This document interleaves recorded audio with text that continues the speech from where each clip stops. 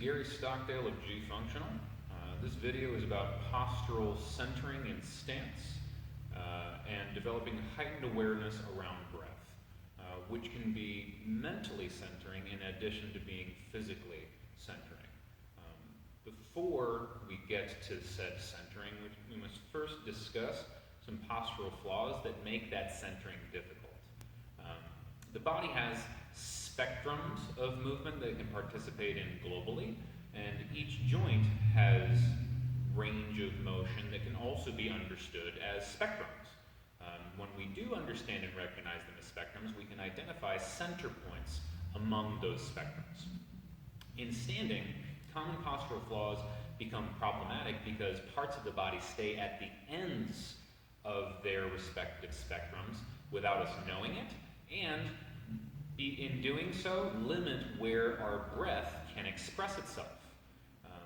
The breath has the capability of expanding or inflating literally everything between the throat and the pelvis.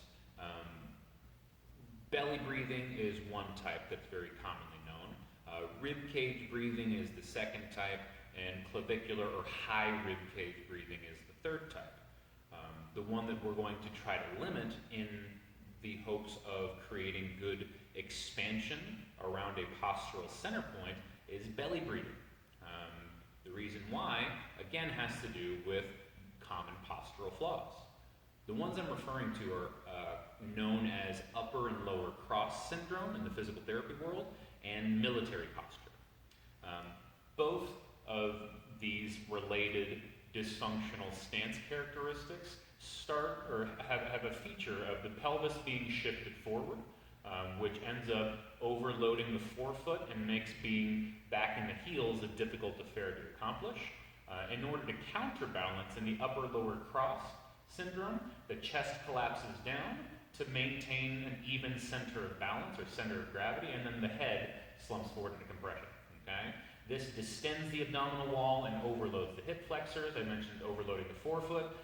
It creates compression in the lower back, compression in the chest, an overstretching of musculature in the thoracic spine, in the kyphotic curve of the thoracic spine, and then creates a dysfunctional hinge point that creates a number of tensions associated with tension headaches, disc problems, etc. The military posture almost seems to remedy some of those poor characteristics by the ribs flaring up to keep the center of mass backwards. Again, unloading some of the cervical spine components, but does make certain scapular articulations difficult to accomplish.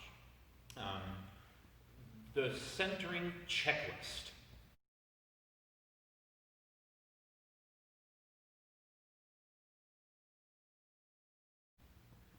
The points of attention we are going to focus on while doing this centering are the foot tripod, which is the ball of the foot, the pinky, and the heel. Adjusting your pelvis back in space, narrowing the abdominals, pulling the rib cage down, and then tucking the chin and pressing the head back in space. So let's get into it. So we'll start by trying to pressurize those 3 points of the tripod, which is difficult unless we shift the pelvis back in space. So that movement, as far as your setup, can be done simultaneously. Find the tripod as you shift your pelvis back in space, then narrow the abdominal wall, bringing your belly button as close to your spine as possible, and then bring the lower aspect of the front of your rib cage down, okay? This will initially feel like you're doing a bit of a crunch and curling your head forward, similar to how the kyphotic upper back and the upper-lower cross creates a certain forward pressure and jamming of the neck. That's why the icing on the top is tucking the chin and then pressing the head back in space, thus creating the longest postural line you can create from the crown down to the ground. What we're going to do now is start from that center position with 5 to 10 small inhales, using the exhales to advance abdominal tensions, and the inhales to expand upward and outward into the rib cage, just not into the abdominal. So let's get into this together. We'll start with just 5 easy breaths. Shift the pelvis back in space, find your tripod. Narrow the abdominal wall, rib cage down, tuck the chin, lengthen the back of the neck, and use the hands to monitor the anterior and lateral abdominal walls so you can keep them tight and force your breath everywhere else. All right, 5 breaths. Here we go. Constantly checking in with your checkpoints. Do I have my tripod? Is my abdominal wall staying narrow? Can I feel the breath expanding upwardly and outwardly into space? Does that tension do anything to my neck?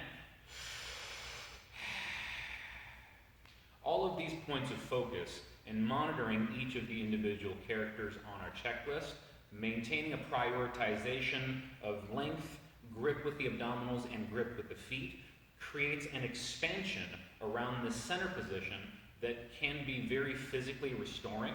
And because it takes a certain amount of your mental energy to focus inward on all of these things, you've been drawn away from whatever potential stressors are in the world that are leaving you feeling scattered or etc. That's the mentally centering component that comes in with this as well.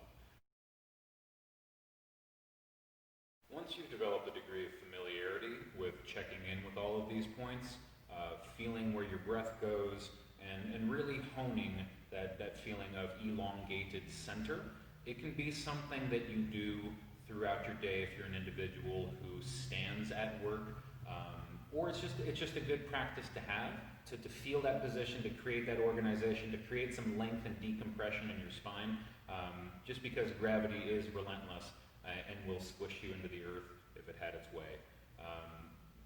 Do it often, do it regularly. If you like this, actually like it, consider subscribing, share with your friends. You can also find similarly related movement education content on Instagram. My handle there is @gfunctional. That's exactly how it sounds. I'm more than willing to start a dialogue about other curiosities you have about your body or about a movement practice that I could potentially shed light on. Because that's what I'm interested in, is using my perspective that's been granted to me, that I've earned through my painful mistakes and potential shortcomings in my education, to ensure that you don't have to go through those pitfalls, and to clarify common misconceptions that I've seen in the world of movement and fitness. Thank you for watching. Again, please share this and help me share my message with the world, and look forward to sharing more with you again soon. Be well.